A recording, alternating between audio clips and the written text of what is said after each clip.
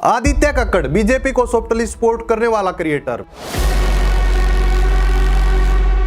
पिछली वीडियो में जब हमने इसके बीजेपी वाले सॉफ्ट कॉर्नर को एक्सपोज किया तो तुरंत कमेंट करके सफाई देने लगा।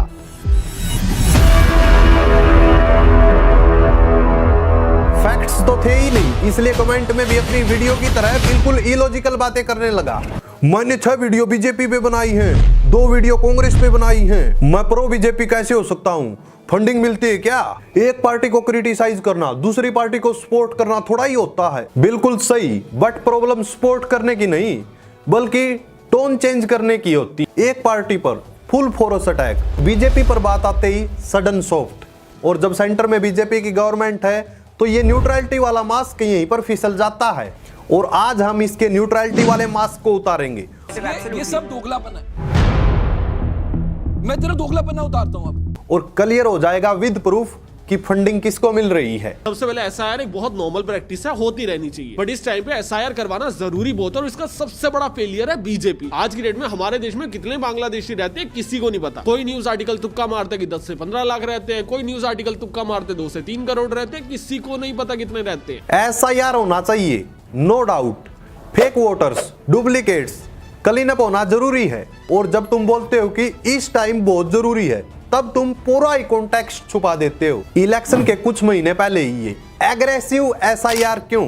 एग्रेसिव एसआईआर इसलिए क्योंकि बीएलओज के ऊपर प्रेशर आ गया और इसके कारण 30 से ज्यादा बीएलओज ने सुसाइड कर लिया। अब दिन रात उनके ऊपर प्रेशर रहेगा तो यही होगा ना, और क्या होगा? अगर एसआईआर इतना बेदाग है तो फिर फ्रॉड वोटर्स के नाम क्यों नहीं कट रहे, और जो वैलिड लिविंग वोटर्स है उनके नाम क्यों कट हो गए?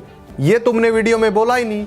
हाँ, पिक्चर दिखाकर फुल जजमेंट दिया, और यही पैटर्न तुम्हारी हर वीडियो में रिपीट होता है। एक एंगल हाईलाइट, दूसरा एंगल साइलेंट। पर आदित्य, ये प्रॉब्लम यहीं पर खत्म नहीं होती। तुम हाफ ट्रूथ को फुल ट्रूथ बनाकर प्रेजेंट करते हो, और जब अपोजिशन की बात आती है तो उनके कंसर्न्स को ड्रामा या फिर मार्केटिंग कहकर साइड कर देते हो। चलो देखते हैं यही चीजें तुमने ध्रुव वर्सेस मोदी वाले पॉइंट में कैसे रिपीट की। ध्रुव राठी वर्सेस मोदी सिर्फ एक मार्केटिंग गेम में एक्सप्लेन कर देता हूं। ध्रुव राठी ने पीएम मोदी के ऊपर मल्टीपल वीडियोस बनाई जिसके अंदर वो उनको डिक्टेटर बोल रहे हैं, और वही वर्ड ओपोजिशन ने पिक किया और अभी अपने कैंपेन्स के अंदर यूज कर रहे हैं। ये ओपोजिशन की मार्केटिंग बुरी है, ये सिर्फ हमारी भूल थी। 2020 के इलेक्शन के अंदर केजरीवाल चिल्ला चिल्ला के बोल रहा था कि भैया अगर दोबारा मोदी आ गया ना सेंटर में तो इलेक्शन बंद करवा देगा। मोदी तो पावर में आया था और इलेक्शन भी बंद नहीं है, और इस बार भी सेम चीज कर रहे हैं। वोट चाहिए तो या तो जाति और धर्म में लोगों को बांटो, जो चीज बीजेपी वाले कर रहे हैं तो ओपोजिशन कैसे करेगा, या फिर उनको सपने बेचो जो मोदी से अच्छा तो कोई बेच ही नहीं सकता ना, तो उसके अंदर कोई कंपटीशन ही नहीं है। तीसरा तरीका होता है कि लोगों को डरा दो कि भाई इसके बाद इलेक्शन ही नहीं होंगे, तुम्हारे ऊपर डिक्टेटर आके राज करेगा। 2024-25 में ईडी ने 193 अपोजिशन लीडर्स के केस खोले और कन्विक्शन हुए सिर्फ 2, और कन्विक्शन रेट 0.7%। और ये कोई कोइंसिडेंस नहीं है, 98% केसेस नॉन बीजेपी लीडर्स पर गए, और सुप्रीम कोर्ट ने कहा कि ये अरेस्ट मनमानी है। अगर एजेंसीज का मिसयूज हो रहा है तो अपोजिशन का डर जस्टिफाइड होता है, लेकिन तुमने तो इसको मार्केटिंग ट्रिक बोलकर डिसमिस कर दिया। ध्रुव इसी चीज को एक्सपोज कर रहा था और उसके एक्सपोज से तुमने इशू को नहीं लिया। तुम्हें तकलीफ इस बात से होगी कि ध्रुव ने बीजेपी की पॉलिटिक्स को टारगेट किया। अपोजिशन का डर मार्केटिंग नहीं बल्कि मशीनरी का प्रेशर है, जो कि तुमने जानबूझकर इग्नोर किया। पर आदित्य, ये तो सिर्फ शुरुआत थी। अपोजिशन के डर को मार्केटिंग बोलकर इग्नोर करना ये तो एक पैटर्न था, लेकिन असली ट्विस्ट तब आता है जब तुम ध्रुव के चैलेंज को एक्सेप्ट करने की बजाय उसके इनकम पर फोकस शिफ्ट कर देते हो। जब आर्ग्यूमेंट्स वीक हो, अक्सर क्रिएटर्स कन्वर्सेशन को पैसे पर मोड़ देते हैं, और तुमने भी वही किया। पॉलिसीज, एजेंसीज, अकाउंटेबिलिटी को छोड़कर बात को पर्सनल अर्निंग पर ले आया, और उससे भी ज्यादा शॉकिंग थे तुम्हारे सोर्सेज। चलो देखते हैं ध्रुव राठी भाई को पॉलिटिकल पार्टी के खिलाफ एक वीडियो बनाने के कितने पैसे मिलते हैं अभी बताता हूँ। मैं कुछ दिन पहले एक इवेंट के अंदर बीजेपी के पीआर की टीम के एक बहुत ही सीनियर बंदे से मिला हूँ। मैंने उनसे डायरेक्टली पूछ लिया कि क्या लगता है ध्रुव को एक वीडियो के कितने पैसे मिलते होंगे, तो उन्होंने डायरेक्टली बोला कि पैसे मिलते हैं या फिर नहीं मिलते इस चीज के अंदर मैं श्योर नहीं हूँ, बट जितनी इन्फ्लुएंशियल पावर वो एक वीडियो से जनरेट कर सकता है उसको आराम से 2 से 5 करोड़ रुपए पर वीडियो के मिल सकते हैं। अब यहाँ पर सीन और ज्यादा इंटरेस्टिंग हो जाता है। ध्रुव की अर्निंग का डेटा और सोर्स बीजेपी का पीआर बंदा। एक मिनट, बीजेपी पीआर वाले बंदे तुम्हें कैसे जानते हैं? ये कोई कोइंसिडेंस है या फिर कोई कनेक्शन है? जब तुम ध्रुव की इनकम का ब्रेकडाउन दे देते हो तो अपनी भी इनकम का ब्रेकडाउन दे देते। पब्लिक तो खुद ही पूछती है ना ये चीजें। और आप लोग भी एक चीज नोटिस करो, ध्रुव कितना कमाता है, ये चीजें भी इलेक्शन के आसपास ही क्यों उठती हैं? एग्जैक्टली तभी जब ध्रुव बीजेपी की आलोचनाओं वाली वीडियो ड्रॉप करता है दूसरों पर तो बड़ा फंडिंग का आरोप लगाता है, लेकिन खुद कितने पानी में है चलो इसको देख लेते हैं। क्योंकि एक अच्छा अमाउंट मुझे ऑफर हुआ है जो कि इसके आसपास भी नहीं था, जो मैं बोल रहा हूँ 10 के आसपास था, तब तो मैं नहीं बिका, मुझे इतना पता है। तो 10 में तो नहीं, तो दोबारा अगर कोई ऊपर थोड़ा मतलब फिसलना है तो अच्छे अमाउंट पे फिसलो फालतू। एग्जैक्टली, मतलब बदनामी हो तो फिर मोटी चमड़ी कर लेना। तो देखा आपने, खुद बिकने वाले दूसरों पर उंगली उठाते हैं। तुम्हारी तरह मैं किसी पर भी फंडिंग के आरोप नहीं लगाता, लेकिन इतना कह सकता हूं कि अगर तेरे को अच्छी खासी अमाउंट मिल जाए तो तू बिकने के लिए तैयार हो जाएगा। ये चीज तो तूने खुद ही बोली है ना, because you know very well, गंदा है लेकिन धंधा है। और तुमने भी वही पैटर्न फॉलो किया। फिर मेरी वीडियो के कमेंट में लिखा कि एजेंडा क्या था। एजेंडा सिंपल था, पैटर्न को हाईलाइट करना। पर आदित्य का डायवर्जन वाला खेल यहीं तक नहीं रुकता। जब भी बात अनकंफर्टेबल होने लगती है तो इशू से ध्यान हटाकर दूसरे टॉपिक को उठा लेता है। पहले दरू की अर्निंग सोर्सेज, बीजेपी पीआर, और फिर कमेंट में एजेंडे का सवाल। जब भी फैक्ट्स टाइट हो जाते हैं तुम उनसे निकलने के लिए एक अलग नैरेटिव पर शिफ्ट हो जाते हो, और यही नैरेटिव शिफ्ट वाला पैटर्न तुमने इंडिया वर्सेस पाकिस्तान वाले मैच के पॉइंट पर रिपीट किया। चलो वो देख लेते हैं कि कैसे तुमने एक नेशनल लेवल सिक्योरिटी की हिपोक्रेसी को तुमने फनी बोलकर साइड में रख दिया। के अंदर है नहीं तो वहां पे रेवेन्यू कैसे आएगा? तो बीसीसीआई तो भाई बहाने दे रही है और कुछ नहीं है। और कौन इसको बैन कर सकता है? वो कर सकता है हमारी सरकार। अभी सरकार से उम्मीद रखना थोड़ा सा फनी हो जाता है, क्योंकि भैया जब तक मैटर गर्म होगा ये लोग वोट के लिए बातें करेंगे। जैसे ही मैटर थोड़ा ठंडा हो जाएगा इनको लगेगा कि भैया दूसरे मुद्दे उन पे फोकस करते हैं। इलेक्शन आ रहे बिहार में, वो लड़ लेते हैं। अटैक हुए तो वैसे भी 4 महीने हो ही चुके हैं। जो लोग मरे थे वो तो जिंदा हो ही गए होंगे। ऐसे थोड़ी कोई एक बार मर गया तो वो मर ही जाता होता है। हो गया होगा जिंदा। फनी, सच में फनी। 2025 पहलगाम अटैक के बाद मोदी जी ने खुद बोला था कि पानी और खून एक साथ नहीं बहेंगे। गवर्नमेंट का स्टैंस और एक्शन अपोजिट था, लेकिन तुमने क्या किया? प्लेयर्स को सलाम किया, बैटिंग, फिक्सिंग, डिस्ट्रैक्शन सब कुछ बोला, लेकिन असली चीज बोली ही नहीं। और जब बात मोदी और बीजेपी की आती है तो साइलेंस ही कॉमन हो जाता है। इसी को हम बीजेपी का सॉफ्ट कॉर्नर बोलते हैं। पर आदित्य, ये साइलेंस सिर्फ वीडियो में नहीं था, सबसे बड़ा साइलेंस तुम्हारे कमेंट में था, जहां तुमने अपनी वीडियोज का पूरा ही पैटर्न इग्नोर कर दिया और सीधा नंबर्स की काउंटिंग लिस्ट पर ले आए। 6 वीडियोज बीजेपी पर बनाई है, मैं प्रो बीजेपी कैसे हो सकता हूं? यही होता जब कोई बंदा क्रिटिक को अपने कंटेंट के लेवल पर एनालाइज करने की बजाय वीडियो के नंबर्स की काउंटिंग पर आ जाता है। लेकिन पॉलिटिक्स में न्यूट्रलिटी वीडियोज की क्वांटिटी से नहीं, बल्कि टोन, अप्रोच और कंसिस्टेंसी से जज होती है। और ये कोई एहसान कर दिया क्या बीजेपी के ऊपर 6 वीडियोज बना दी?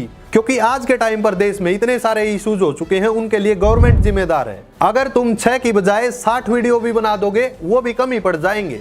तो दोबारा से ये सफाई देने की जरूरत नहीं है। आज के टाइम पर गोदी मीडिया, न्यूज चैनल्स, गोदी यूट्यूबर्स, यहां तक कि गोदी टीचर्स भी सीधा डायरेक्ट अपोजिशन को टारगेट करते हैं। याद है क्या एग्जाम लीक के टाइम पर गोदी यूट्यूबर्स ने अपोजिशन को टारगेट किया? गवर्नमेंट की जिम्मेदारी की बजाय अपोजिशन की जिम्मेदारी बताने लगे। सारी गोदी मीडिया एक तरफ, न्यूज चैनल एक तरफ, गोदी यूट्यूबर्स एक तरफ, गोदी टीचर्स एक तरफ, और फिर तुम्हारे जैसे न्यूट्रल क्रिएटर्स की कमी रह गई थी जो कि अपोजिशन को टारगेट करें। ऊपर से जो हमारे जैसे क्रिएटर्स हैं जो कि सच्चाई को दिखाते हैं, उनको कह रहे हो कि फंडिंग मिलती है। ये जितने भी न्यूट्रल यूट्यूबर्स हैं ये जो कि स्लो पॉइजन है। स्लो पॉइजन क्यों है? क्योंकि जो लोग हैं इनकी बातों पर विश्वास कर लेते हैं। ऐसे में लोगों को लगेगा कि हाँ, गवर्नमेंट में कमी नहीं है, अपोजिशन में ही कमी। चलो अब कमेंट को भी टेबल पर रख देते हैं और तुम्हारा क्लेम देखते हैं रियलिटी से कितना दूर है। आदित्य बोलता है कि 6 वीडियोज में बीजेपी को क्रिटिसाइज किया। तो आदित्य, 6 वीडियोज की क्वांटिटी से ये प्रूव नहीं होता कि तुम कितने न्यूट्रल हो, बल्कि तुम्हारी टोन से, अप्रोच से पता चलता है कि तुम कितने न्यूट्रल हो। जब बीजेपी को क्रिटिसाइज करना हो तब पोलाइट, कंट्रोल्ड और बिजनेस का तड़का, और जब कांग्रेस को क्रिटिसाइज करना हो फुल फोर्स, फुल सार्कजम और फुल एनर्जी। अंबानी फेवर्स को तुम बोलते हो कि थोड़ा बहुत चलता है, लेकिन राहुल के कास्ट सेंसस पर बार बार सवाल उठाते हो। एक वीडियो में नहीं बल्कि 3 वीडियोज में कंटिन्यू कास्टिज्म को लेकर कांग्रेस को क्रिटिसाइज करते हो। मतलब एक वीडियो से काम नहीं चला, वही पैटर्न रिपीट किया। वोट चोरी एक्सपोज को ड्रामा कह दिया, चाइना डील्स को मजबूरी कह दिया, ईडी की रेड्स को इग्नोर कर दिया और अपोजिशन के फियर को मार्केटिंग बोल दिया। पैटर्न बहुत लाउड है ऑडियंस देखती है, लेकिन तुम नहीं देखना चाहते। अगली बना के जाएगा ना, ज्यादा पैसे देने थे। और दूसरा पॉइंट कि भैया बूथ कैप्चर आज से पहले भी होते थे, आज की डेट में भी थोड़े बहुत होते होंगे, मैं इससे डिनाई नहीं करता हूं। मैं इससे भी डिनाई नहीं करता हूं कि 2-2 3-3 वोट डलते हैं। मैं इससे भी डिनाई नहीं करता हूं कि फेक वोट एग्जिस्ट करते हैं। मैं इससे भी डिनाई नहीं करता हूं कि भैया लाखों लोगों के पास 2-2 वोट है। भाई के शब्दों पर थोड़ा ध्यान दो कि कैसे इसकी टोन एकदम से चेंज हो जाती है, कि पहले के टाइम पर भी होते थे और अभी के टाइम पर भी थोड़े बहुत हो जाते हैं। नहीं मतलब थोड़े बहुत का क्या मतलब है? जब बात बीजेपी पर आती है तो कहता है कि हाँ रिजाइन करना चाहिए बीजेपी और धरो मार्केटिंग, फिर जो कि कहता है कि बेकार अपोजिशन, फालतू मार्केटिंग।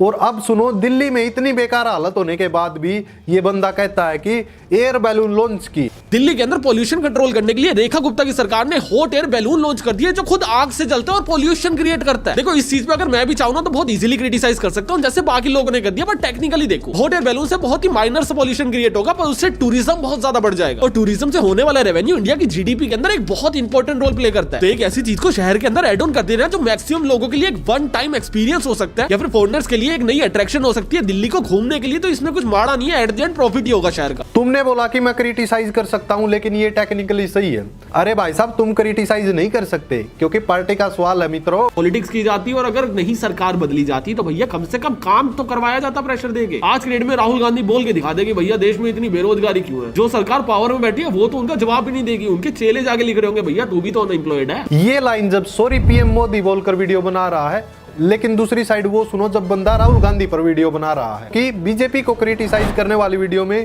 कांग्रेस को गाली दो और कांग्रेस को क्रिटिसाइज करने वाली वीडियो में राहुल गांधी को गाली दो। मतलब कि वीडियो में हर सेक्शन के बाद फिर से घुमा फिरा कर बात राहुल गांधी या कांग्रेस के ऊपर ले आता है। पीएम मोदी की गलतियां और उनकी सही बातें बता रहा है, लेकिन साथ साथ अपोजिशन को भी बुरे तरीके से टारगेट कर रहा है। अभी आते हैं उस पॉइंट पर जहां इसने वीडियो के इंटरव्यू में ये लाइनें बोली। हमारे देश की सरकार के अंदर जितनी भी कमी है ना, उसकी 70% कारण सिर्फ और सिर्फ राहुल गांधी है। जिस जगह पे आज की डेट में बीजेपी स्टैंड करती है ना, उसी जगह पे कांग्रेस स्टैंड करती थी 2013 के अंदर। और उसके बाद बीजेपी वालों ने 2014 में पटक के जमीन पे मारा कांग्रेस को, और उसके बाद 3 इलेक्शन हो चुके हैं, इनको सांस नहीं लेने दे रहे। अरे भाई साहब, 11 साल से पावर में कौन बैठा है और अभी भी तुम जानबूझकर राहुल गांधी को क्रिटिसाइज कर रहे हो, अपोजिशन को क्रिटिसाइज कर रहे हो, कांग्रेस को ब्लेम कर रहे हो। मतलब कि बोल तो ऐसे रहा कि अपोजिशन ही पावर में है, सारी गलतियां अपोजिशन की है, और फिर बोलते हो कि मेरी क्लिप सिलेक्टिवली यूज की गई। पिछली वीडियो में भी तुम्हारी पूरी वीडियो का प्रूफ रखा गया था और हर एक लाइन मैंने कॉन्टेक्स्ट के साथ बोली थी, और क्लिप गलत होता तो तुम कमेंट सेक्शन में तुरंत बताते कि ये लाइन कट क्यों की। क्लिप सिलेक्टिव थी ही नहीं, पैटर्न अनकंफर्टेबल था, और फिर तुम एजेंडा और फंडिंग का सवाल उठा देते हो। और जब तुम्हारे पास किसी की आलोचनाओं का लॉजिकल जवाब नहीं होता तो तुम कन्वर्सेशन को सीधा ही पर्सनल मोड देते हो, या तो क्रिएटर का इंटेंट डाउट करते हो या फिर फंडिंग जैसी चीजों को बीच में घुसा देते हो। वैसे वो वीडियो बना, लेकिन मेरे पास टॉपिक्स की कमी नहीं थी। टॉपिक्स तो तुम जैसे क्रिएटर्स ही देते हो। SIR pressure, ED raids, vote चोरी, India China tension, Asia Cup hypocrisy और सब, और एजेंडे की बात उठा रहे हो वो बिल्कुल सिंपल था, तुम्हारी न्यूट्रल ब्रांडिंग और तुम्हारी प्रैक्टिकल एनालाइज। जहां जहां ये चीजें टकरा रही थी उस मिसमैच को दिखाना। अगर फंडिंग पर ही जाना हो तो तुम्हारी फ्रीक्वेंट स्पॉन्सरशिप पर भी लोग सवाल उठा सकते हैं, क्योंकि हमारा फोकस इश्यूज पर था, तुम्हारे इंटेंशंस पर नहीं। तो आदित्य कमेंट में डिसपॉइंटेड लिखने से पैटर्न चेंज नहीं होता। तुम्हारी वीडियोस बिजनेस केस स्टडी जैसी होती हैं, लेकिन पॉलिटिक्स में न्यूट्रलिटी तब होती है जब हर पार्टी से शार्पनेस क्वेश्चन किया जाए, लेकिन तुम्हारे कंटेंट में झुकाव होता है। बीजेपी को सॉफ्टली डिफेंड करना और अपोजिशन को कंटिन्यू विलेन बनाना। और इसलिए आदित्य अगली बार इलॉजिकल बातें नहीं बल्कि फैक्ट्स के साथ आना। अगर आप लोगों को भी लगता है कि ये बंदा सिलेक्टिव न्यूट्रलिटी एक्सपोज करता है तो कमेंट सेक्शन में जरूर बताएं। और क्या आप लोगों को भी लगता है कि ये बंदा बीजेपी पर शॉर्ट्स वीडियो ज्यादा बनाता है और लॉन्ग वीडियोज में सबसे ज्यादा कांग्रेस को ही क्रिटिसाइज करता है? तो कमेंट सेक्शन में जरूर बताएं।